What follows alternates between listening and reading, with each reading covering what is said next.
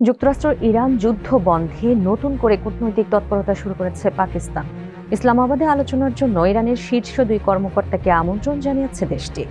এমন সময় এই উদ্যোগ এলো যখন একদিকে ডোনাল্ড ট্রাম্প তেহরানকে কঠোর হুঁশিয়ারি দিচ্ছেন, অন্যদিকে ইরান বলছে যুক্তরাষ্ট্রের সঙ্গে কোনো আলোচনা চলছে না। পাকিস্তানের পররাষ্ট্র মন্ত্রণালয় জানিয়েছে, পররাষ্ট্রমন্ত্রী ইসাক দার ফোনে ইরানি পররাষ্ট্রমন্ত্রী আব্বাস আরাঘচিকে যত দ্রুত সম্ভব পাকিস্তানি সফরের আমন্ত্রণ জানিয়েছেন। এছাড়া দেশটির জাতীয় পরিষদের স্পিকার আয়াজ সাদিক, ইরানের পার্লামেন্ট স্পিকার ও প্রধান আলোচক মোহাম্মদ বাঘের গালিবাফকেও ইসলামাবাদে আসার আহ্বান জানিয়েছেন। তবে তারা কবে পাকিস্তান সফর করবেন তা এখনও নিশ্চিত হয়নি। এই কূটনৈতিক তৎপরতার মধ্যে মার্কিন প্রেসিডেন্ট ডোনাল্ড ট্রাম্প অভিযোগ করেছেন, আলোচনা নিয়ে তেহরানের অবস্থান অবিশ্বাস্য রকমের দ্বিমুখী। ট্রুথ সোশ্যালে তিনি দাবি করেন, ইরান বৈঠকের অনুরোধ জানিয়ে পরে প্রকাশ্যে আলোচনা অস্বীকার করছে। সাংবাদিকদের তিনি আরও বলেন, ভালো কোনো চুক্তিতে পৌঁছানোর জন্য এটি ইরানের শেষ সুযোগ। ট্রাম্পের বক্তব্যের পরই ইরানের পররাষ্ট্র মন্ত্রণালয়ের মুখপাত্র ইসমাইল বাঘাই স্পষ্ট করে বলেছেন, যুক্তরাষ্ট্রের সঙ্গে কোনো আলোচনাই চলছে না।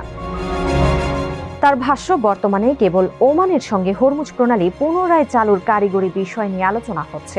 একই সঙ্গে এও জানান, যুক্তরাষ্ট্র ইরান ইস্যুতে এখনও প্রধান মধ্যস্থতাকারীর ভূমিকা পালন করছে পাকিস্তান, আর প্রয়োজনে সহায়তা করবে কাতারও। গত ফেব্রুয়ারিতে যুদ্ধ শুরু হওয়ার পর থেকেই সংযম ও আলোচনার আহ্বান জানিয়ে আসছে পাকিস্তান। এপ্রিলে ইসলামাবাদে কয়েক দশকের মধ্যে প্রথম সরাসরি যুক্তরাষ্ট্র ইরান বৈঠকের আয়োজন করে দেশটি। সেই ধারাবাহিকতায় জুনে পাকিস্তানের প্রধানমন্ত্রী শাহবাজ শরীফ, ইরানের প্রেসিডেন্ট মাসুদ পেজেশকিয়ান এবং ডোনাল্ড ট্রাম্প সই করেন ইসলামাবাদ সমঝোতা স্মারকে।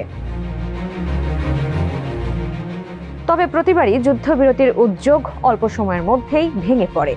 সমঝোতা সইয়ের এক মাসের মধ্যেই দুই পক্ষ আবারও হামলা পাল্টা হামলায় জড়িয়ে পড়ে। এরপর ইরানের বিরুদ্ধে নৌ অবরোধ পুনর্বহাল করে যুক্তরাষ্ট্র। বিশ্লেষকদের মতে পাকিস্তান এখনও উভয় পক্ষের সঙ্গে যোগাযোগ বজায় রাখতে পারছে, তবে বারবার সমঝোতা ভেঙে যাওয়ায় দেশটির ভূমিকা নিয়ে উঠছে নানা প্রশ্ন। তাদের মতে পাকিস্তান আলোচনা এগিয়ে নিতে পারে, সমঝোতা করিয়ে দিতে পারে, কিন্তু ওয়াশিংটন ও তেহরানকে সেই সমঝোতা মেনে চলতে বাধ্য করার ক্ষমতা ইসলামাবাদের নেই। পাকিস্তানের পাশাপাশি ওমান হরমুজ প্রণালী পুনরায় চালু করার বিষয়ে ইরানের সঙ্গে আলাদা আলোচনা চালাচ্ছে। অন্যদিকে প্রয়োজন হলে সহায়তায় প্রস্তুতি রেখেছে কাতারও।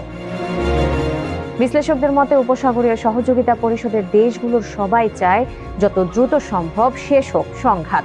তাই বিভিন্ন দেশের সমান্তরাল কূটনৈতিক উদ্যোগকে ইতিবাচক অগ্রগতি হিসেবে দেখছে দেশগুলো।